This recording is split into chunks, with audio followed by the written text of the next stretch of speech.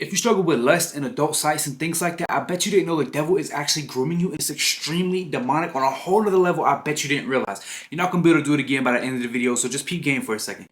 So you understand that when you watch these adult sites, you're going to it to satisfy the flesh. When you're viewing other people lustfully, you're satisfying the flesh, desire of flesh inside of you, and you're learning to treat people like objects. The devil is grooming you to treat a person like an object and actually satisfy your flesh and not your spirit. God intended intimacy between you and a partner, and you're substituting him for a false love and false satisfaction that never comes close to the real thing in the first place. So now you're learning to view these people as objects to satisfy you, and you'll never understand a true partnership or a covenant that God set out for you.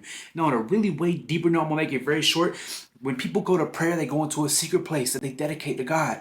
Well, what you're doing is, I bet you have a spot that you do things with that adult site and by yourself alone, and you didn't even realize that you're alone in the same spot every single time.